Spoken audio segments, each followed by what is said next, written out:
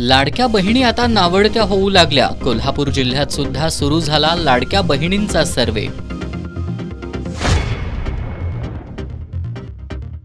12वीच्या परीक्षेला उद्यापासून सुरुवात। कोल्हापूर जिल्ह्यात 73 परीक्षा केंद्रांची व्यवस्था। कॉपीमुक्त अभियान प्रभावीपणे राबवण्यासाठी बोर्डाची यंत्रणा सज्ज।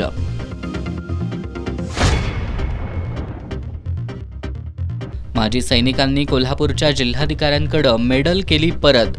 कोल्हापूर जिल्हा परिषदेकडून नोकर भरतीमध्ये माजी सैनिकांना डावलण्याच्या प्रयत्नाचा निषेध। कोल्हापूर प्रेस क्लबची जिल्हाधिकारी कार्यालयासमोर धरणं आंदोलन। शंकरराव चव्हाण सुवर्ण महोत्सवी पत्रकार कल्याण निधी आणि आचार्य बाळशास्त्री जांभेकर ज्येष्ठ पत्रकार सन्मान योजनेसाठी भरीव निधीची तरतूद करण्याची मागणी।